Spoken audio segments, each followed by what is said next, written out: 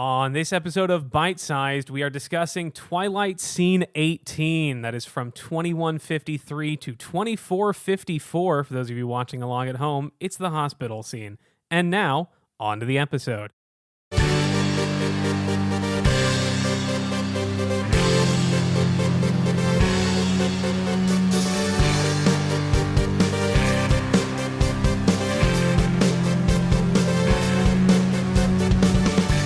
Hello, everyone, and welcome to yet another episode of Bite Size, the only podcast, as far as I'm aware, that is watching and discussing the Twilight movies one scene at a time. I am your host, Ben Abair. I'm doing the things that I just said that this podcast does with a different guest every week. Joining me this week, we got an actor and a teaching artist from the Chicago area, Jack Seijo. Welcome to Bite Sized. Hey, thanks for having me. Hey, thanks for being here. How's it going? How you doing? I'm doing great. It's a perfect Saturday. Disagree. You disagree? Too cold for me. For the listener, Chicago just dropped down into the 40s and 50s for the first time, and I hate it. Can't handle it. Oh, I love it so much. I was born and raised in Houston, Texas, a very hot part of the country. I see. And so whenever this happens, I start to shut down. I'm so sorry for your loss. No, that's all right. I should really be used to it. I've been in Chicago for several years now. Jack, I'm going to start this interview the way I start every interview on the show. That's by asking you, what is your history with the Twilight franchise? I was a big fan at the beginning, so That's kind of why you're here. Yeah, I definitely read all of the books all throughout high school. I was obsessed with them, not as much as I was obsessed with other books, but when they came out, I was like, a vampire story? What other books were you obsessed with? Well, this is controversial, but Harry Potter. Oh. I know. Still a big fan, I'm assuming? Yeah, I am. Uh-huh. Even though they don't have an author. That's kind of weird how they just appeared like that. It's so strange. It just poofed into existence. Yeah, so I was into those books, but fantasy was like a huge thing for me. So then when I had friends, suggest a Twilight, I picked it up. My mom even, that was one of the things that we bonded over a lot was the books. And when the first movie came out. Did she read them? Yeah. Okay. Yeah, and when the first movie came out, we went and saw it together. That was like a thing we did. That's beautiful. Yeah. So I was obsessed with them. I saw all the movies. I liked all of them very much. As I grew older, I realized they were bad. And I think I knew they were bad before. Yeah. But there was just something about... They were bad in a way that appealed to you as a young person. Yeah. They were specifically, it's YA fiction, and that doesn't typically age well with the reader. I like magicalness. I think the word is just magic. Yeah, yeah, you're right. Magic of ultra fantasy, because I think it does something to it takes exactly what we would like in reality, right? It would be so cool to be immortal. Yeah. And have these special abilities. And now Stephanie Meyer has taken it and turned it into a story we actually all can relate to, which is our first high school boyfriend or our first love or whatever. So I don't know. I think they're kind of one of a kind in that way. Yeah, they definitely started something. Have you revisited the books at all as an adult now? I think I did early in my adolescence. And by adolescence, I mean, I guess past 15. Yeah. But mostly all of my revisits have been the movie. Okay. Yeah. Have they been something you've continued to watch over and over again, or was there a gap for a long time? No, there's a gap for a long time. Okay. And actually, literally right before the pandemic, my partner at the time, she and I sat down one night. Yeah. And consecutively, night after night, watched all of the movies. I have had so many people on the show tell me that they did not watch the movies for a long time, and the pandemic happened, and they were like, well, nothing better to do. Yeah. Yeah, I honestly was kind of bummed that we didn't do it when the pandemic hit, but it was right before. We were just do you want to watch all of the Twilight movies again? And she was like, yeah. Okay. It was awesome. And what was your experience watching them again? Were they what you remembered? No. I mean... Okay. How so? Or not? The acting was more, to me, now having trained as an actor. Oh, we're going to talk about some acting today. Yeah. Was more obviously bad. Uh-huh. And I could see what everyone talks about. I think the controversy is that both Kay Stewart and Robert Pattinson made it a joke. They didn't try. Really? Have you not read that? No. Oh, yeah. But you don't think Kristen Stewart's trying? No. 'Cause I think she's trying. You think she's trying really hard? As much as she can. I mean, we've talked a lot about on the show the fact that she's 17, 18 when these movies are being made. I feel like, her character is mostly the direction she's being given. I feel like she's trying. She's certainly biting her lip a lot. That's something, right? I'm not a trained actor. No, so that's okay. To me, the Philistine, that looks like acting. When I see someone constantly fidgeting, I think, damn, get her an Oscar. Here's a thing. Educate me, please. No, sometimes I think when I would think back on her acting, I get afraid that I would do the exact same thing. Yeah. I think that's the fear of a lot of actors is like, when we watch things, sometimes we think, oh, I could do that better. I legitimately sometimes look at Kay Stewart. I'm like, you know what? I actually don't know if I would have done a better job as Bella Swan. No, I don't think I would have either. I feel like playing that sort of awkward, it's hard to do. Yeah. Because I feel like the character is written, and maybe this is more so in the books, but she's written as very internal, very quiet, not very outgoing. And that's hard to do on film in a way that is interesting. Yeah, and so in a way that feels different than everybody else has done it, or in a way that feels genuine. Let's get into the scene. Okay. It's a good long one. It's about 3 minutes long. Bella just almost got hit by a car. She's at the hospital. Her dad checks her out with the cool doctor, and then she talks to Edward about the fact that he saved her life. That's the brief overview. Let's get into the nitty-gritty. Jack, sometimes when I bring someone on the show, I do it for a specific reason, because they have something in their background or their life that pertains to the episode, the scene we're discussing, and sometimes that happens on accident. Because I did not know this when I asked you to do this show or even specifically this scene, but you, an actor, I knew that, you have portrayed a medical professional on TV. Is that right? Oh my God. Yeah. As I literally a few days ago, as I was like looking you up, basically, I was like checking out your website. I saw, your stuff in your reel on your website is very similar to what we're going to be discussing today. Tell us about that. Yeah. Well, I play a paramedic on Chicago Med. I've heard of it. Yeah. I think some people have heard of it, which is really cool. Mm-hmm. Yeah. I booked that last year. I did a couple episodes hoping for more. The idea is that there are more that I will be in, but yeah, it's a wild ride. So we've already spoken to you as an expert on acting, but specifically on acting as a medical professional. What was your take on this scene? To be honest, I actually made a note. Did you think about your experience in Chicago Med as you were watching this in preparation? I did in watching the other, the main people in Chicago Med, the main doctors. Mm-hmm. And also because I watch a lot of Grey's Anatomy. And I'm just like, how do people... I'm so glad I got you for the one medical drama scene in this movie. I'm so excited oh my God. as well. Yeah, watching him, to be honest, I definitely was like, Carlisle, I don't know what exam you're actually doing. It's true that you light someone's eyes and you're checking for pupil dilation, right? But he doesn't do the same thing on the other side. He does it once on one side, and then he just she literally moves her eyes. Yes, and then that's one of my notes is that he asks her, he holds up his finger and says, look right here. Yeah. And she doesn't. She doesn't. And he says nothing about it. Isabella. Bella. Well, Bella, looks like you took quite a spill. How do you feel? Good. Look here. You might experience some post-traumatic stress or disorientation, but your vitals look good. No signs of any head trauma. I think you'll be just fine.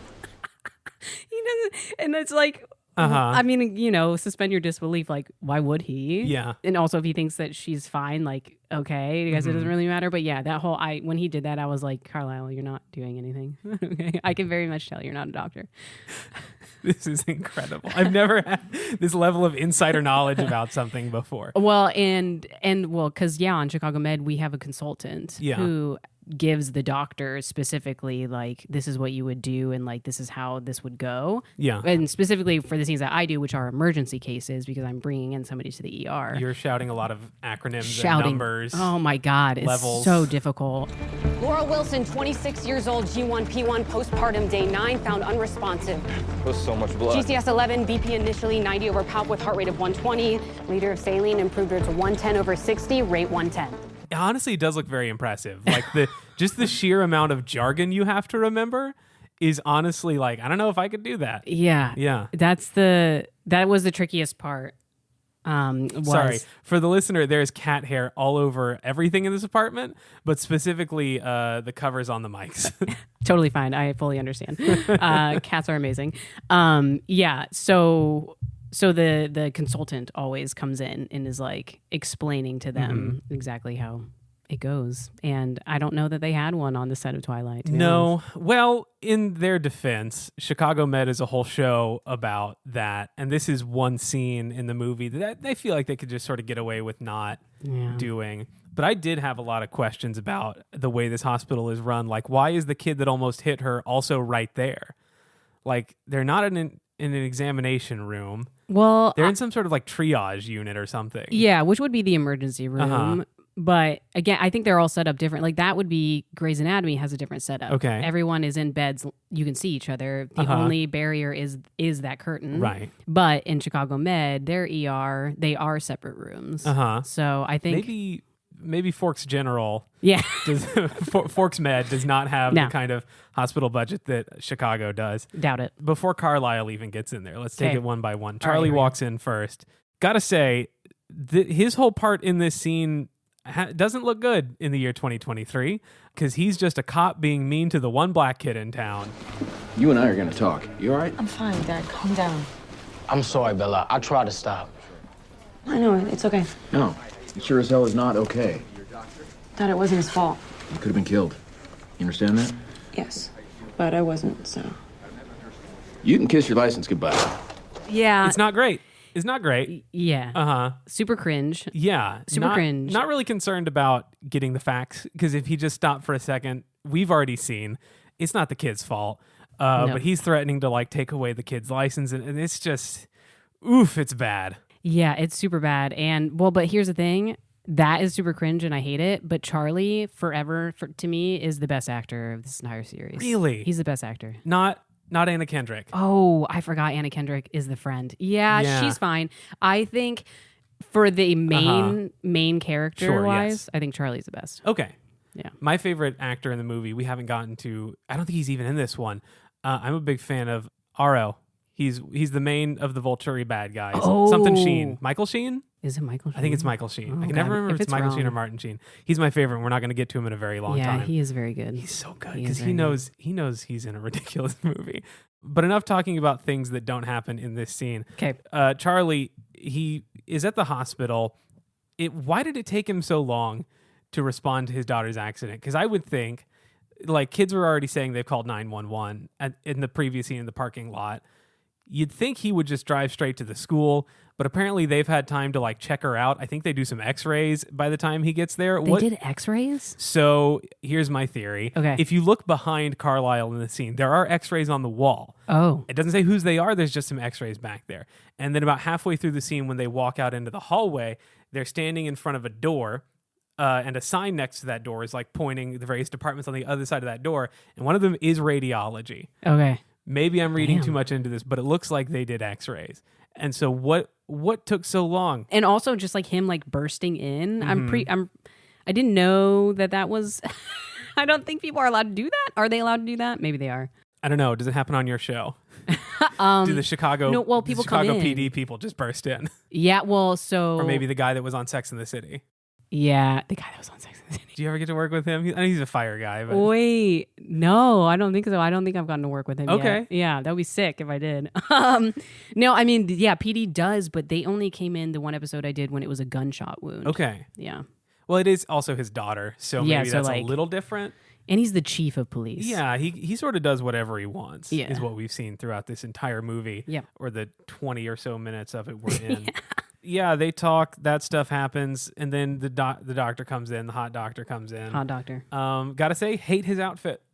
He is dressed like a tube of toothpaste, in my opinion. I also noticed that his tie is too short. His tie is way too... Oh my God. Jack, I need you to look. I've been erasing my notes as I go through them, and I want you to read what's at the top in all caps. His tie is way too short. His tie is way too short.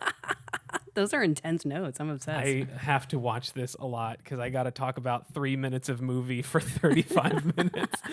Yeah, I know for general rule of thumb, your tie is supposed to end right around your belt buckle. He's got a good 2-3 inches of clearance before the belt buckle. But yeah. So when he's first coming in, it's too short. But if you see when they cut back to him as he's turning around and saying like, I'm pretty sure he says, Jackie, I got it from here, which is funny. Are you in this movie? I thought maybe I am. His tie looks longer again. Okay. if you go back and like freeze frame, it literally looks like it's back at his belt buckle. Interesting. At least to me, it did. Okay, I'm gonna keep an eye out for that as we talk about the rest of the movie.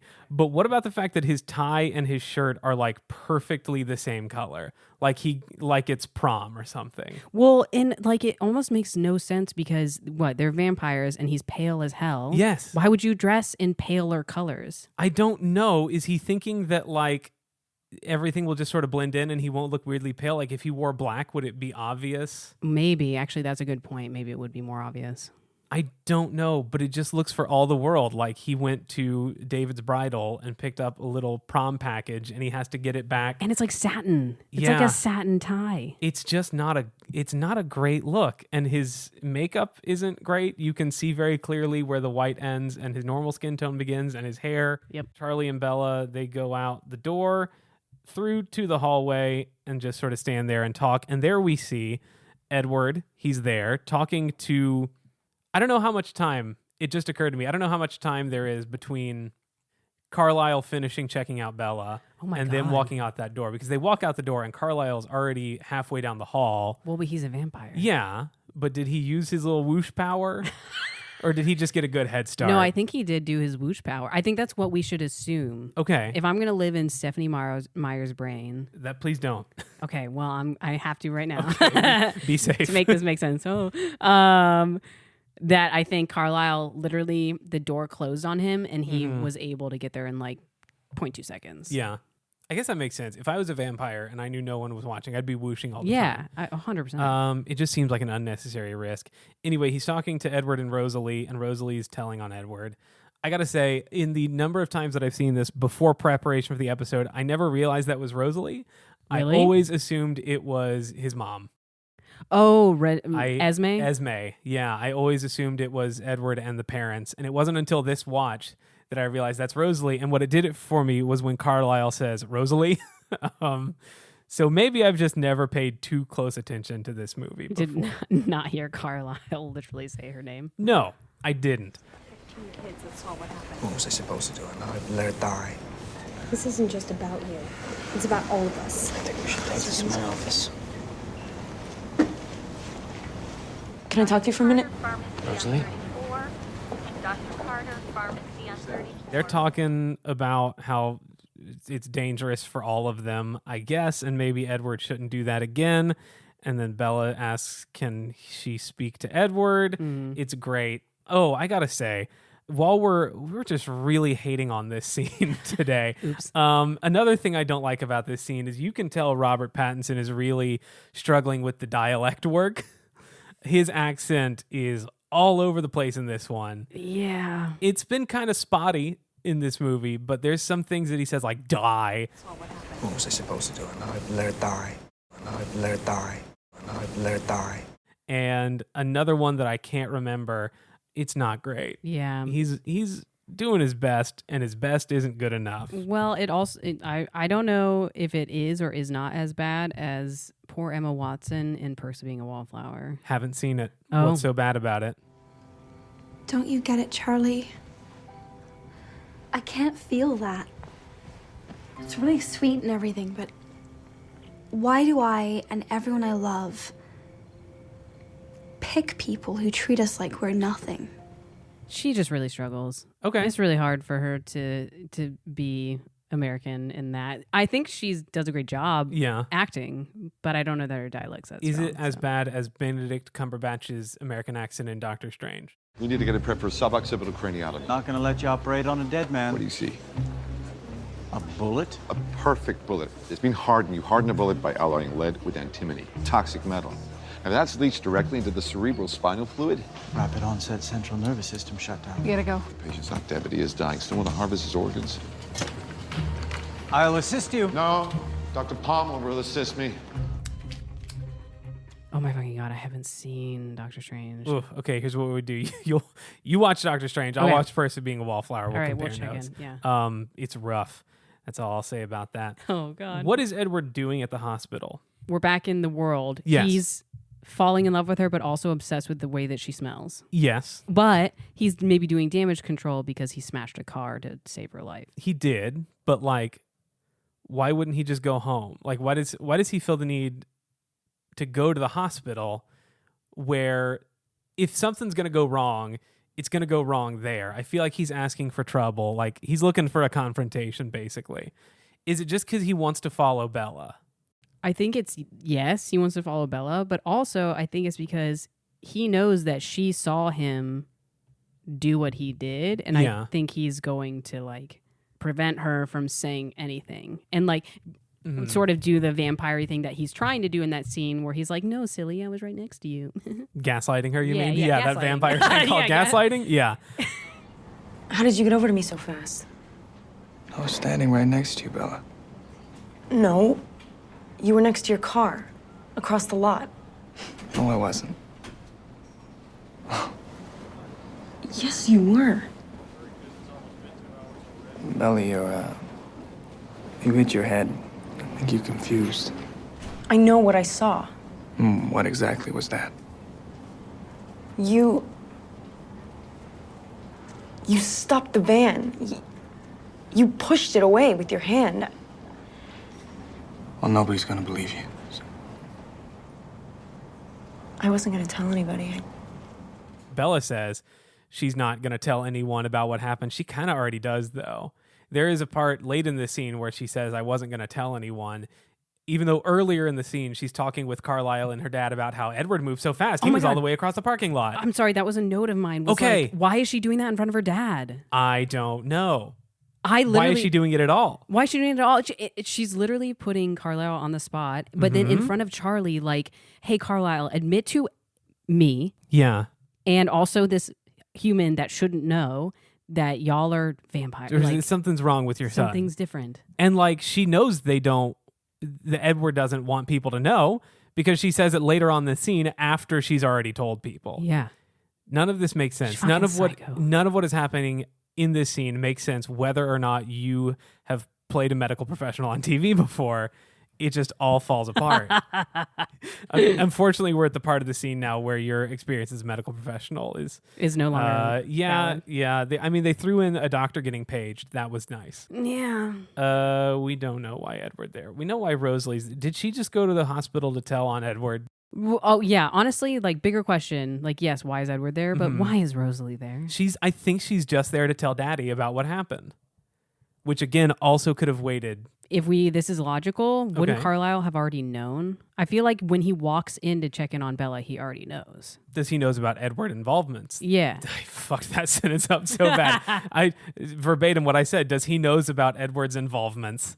I threw in too many S's there. Does he know that Edward was involved? I think so. Or because I think he wouldn't know that unless, like, clearly he's meeting Bella for the first time, and she was the only person that could have told him. Right? Well, but except for Rosalie. I think Edward maybe called him. Logically, wouldn't you think Edward had been like, bro, I think I fucked up? I don't know if I would have done it right away, though. Oh. I maybe would have waited a little bit. Maybe. I don't know. I just feel like logically Carlisle had to know prior. And, like, it makes sense for the story and for the characters and moving everything along. But if you think about it, like, step by step, it just doesn't work. Yeah. Bella talks to Edward. It's honestly a terrifying conversation. Yeah. Also, Charlie's right there. Where does he go? She literally goes 2 feet and turns the corner and just then sort of stands at this corner and almost like hides behind it. Yeah. Like she's half in, half out of the hallway. Like, are we to assume Charlie just walked away? I think so. Okay. Well, because he says he has some paperwork to sign. So he's going off to I missed that. Do that or whatever. Okay. I gotta go sign some paperwork. You should probably call your mom. He's got to fill out Bella's. Does Bella have insurance? I'm sure he does. And she's probably covered as his dependent. I don't know. This is probably stuff they didn't have figured out because she's only been in town for like a week or so. Yeah, God, Jesus. American healthcare system, am I right? Ooh, we want free healthcare. Yeah, it's not a great conversation because Edward is, he's not a nice boy. No. He gaslights her of like, I was right next to you. And like borderline threatens her. And here's the thing. Yeah. Okay. These are some notes I took. Okay. In watching this whole scene, I feel like I can see what Robert and Kristen were like told to do as actors. Okay. Like I can walk us through that. Okay.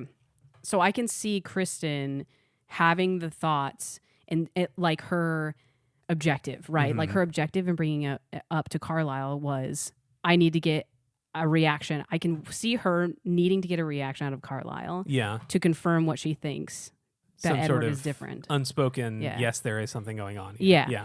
And then I can like see her trying to convince Edward that like she already knows that like it's safe. Yeah. Like I can, you know, it's when you can see people doing their acting work, it's like, I don't know how to explain it. It's very strange, but that's why Come on, teaching artists, teach. But that's why I don't think that they're bad. That's why I don't think that they're necessarily bad for this. I think they're both, first of all, maybe hated doing what they were doing and thought it was cheesy. Yeah. Or they were just really young. Like I actually forgot that Kristen was so young when she was very young. Movies. Yeah. Yeah.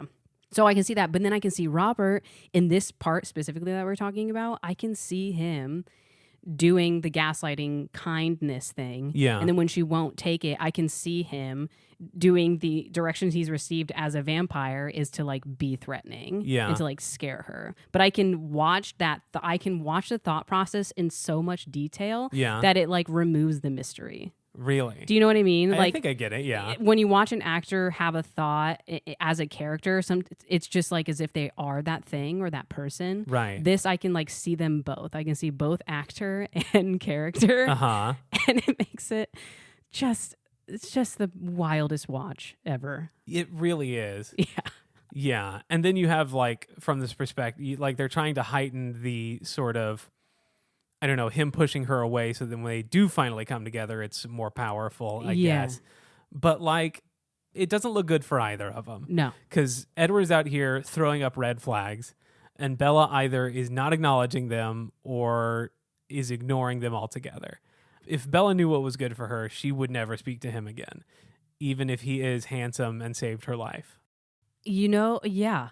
Yeah, well... And I hate to be a victim blamer here, but... oh, no.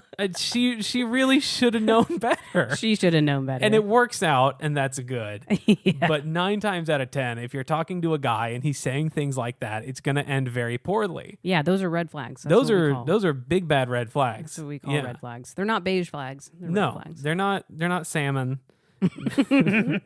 Those are just straight up red flags. Yeah. Also, the amount of mouth breathing that Kristen did in this movie is astounding to me. The amount of times that she has her mouth open is just like wild. It is a lot. That is something I think about a lot as I've been watching these movies, is because we talked about the lip biting and the fidgeting, and we spent a lot of time a couple episodes ago about her blinking. And to what extent is that something she was told to do? Is that a choice? I know that Kristen Stewart had a lengthy career before this, so she's probably used to taking direction. I'm sure kid actors don't get a lot of leeway to make their own choices in characterization. At the time, she was most famous for doing the movie Speak. Speak? Speak. Will you sign my yearbook? I'm not in it. Yeah, you are. You're right here. Doesn't really look like you.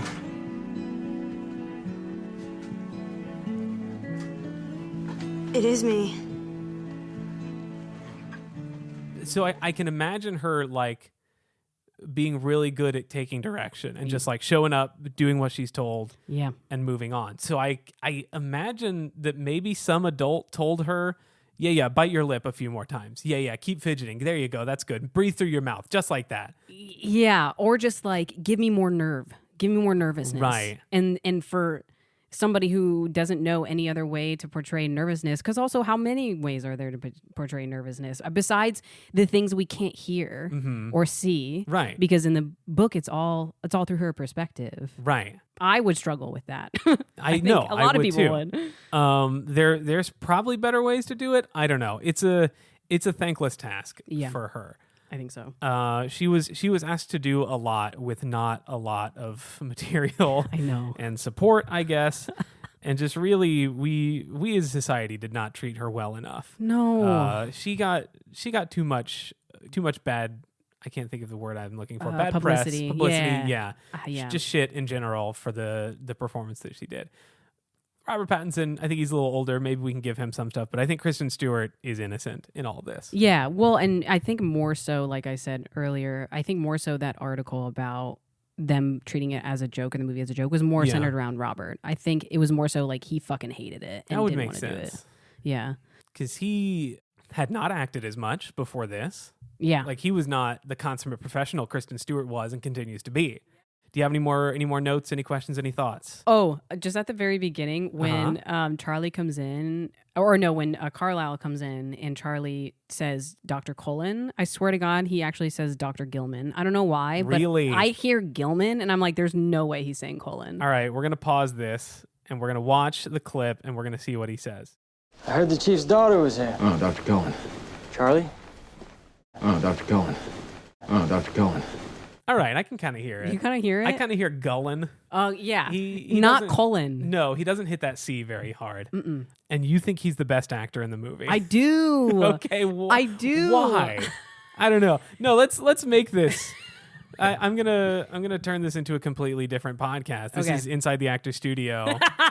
I'm that guy whose name I can't remember. I actually don't know either. Okay. I don't know either.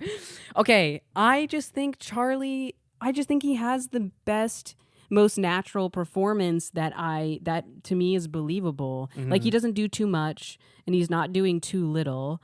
Yeah. He's also like, he's the straight man of the movie. Yes, and he's probably given the least amount of like conflicting.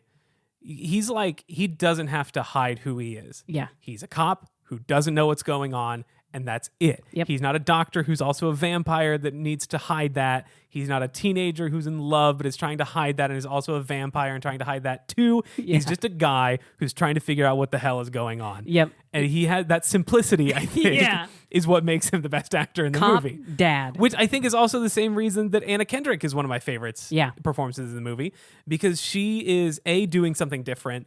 In a movie full of sad, mumbly people, she's like a ray of sunshine. Yep. But she also doesn't have these complex ideas to convey. Yeah. She's just a high school girl who's there to have a good time and just sort of does that. Yep. Anyway, he kind of doesn't really say Cullen very well. Yeah, he doesn't. Let's wrap things up, though. Let's ask my final question. If you had to give this scene a name, what would it be? And this is also going to be the name of the episode, so make it good. Just tell everyone you're a vampire. Just tell everyone you're a vampire. Speak on that. Why'd you choose that? Because it's so blatantly obvious that that's all Bella wants is for everyone to just say, yep, we're vampires, to everyone. It would solve a lot of problems. Yep. Certainly. Just tell everyone you're a vampire. Shockingly, not the longest episode title we've had so far. Jack, if people want to learn more about you and the things you do and where you perform and teach and stuff like that, where can they do that? Maybe on social media and plugging things.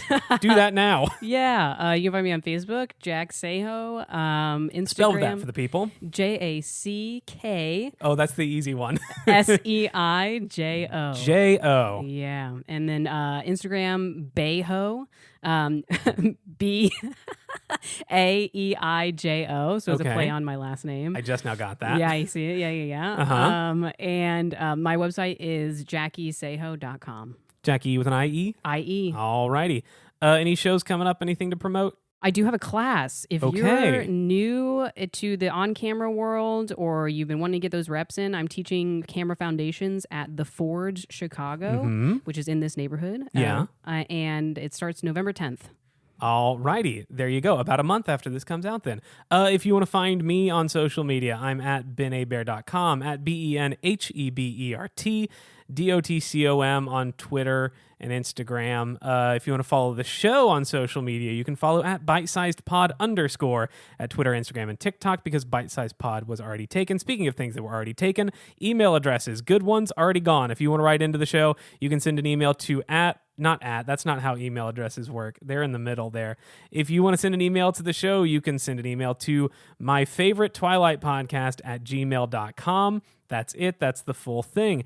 Thank you so much to my editor, Ben Oxher, for making this sound good. Thank you to the band's swimwear department for the use of their theme song, Mauled to Death. I forgot to say that in the last episode, so I'm going to say it twice this time. Thank you so much to Ben Oxher for editing this show, and thank you to the band's swimwear department for letting them use their song, Mauled to Death, as our theme song. Made up for it now. That is it. That is the end of the episode. As we always say when we close things out, I love Bite Size. I love Twilight. All right, that's it. See you next time.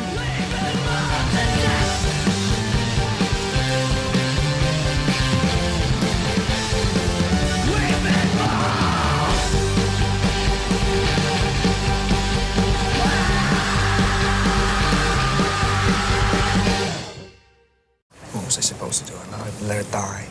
Does he knows about Edward involvements? Yeah.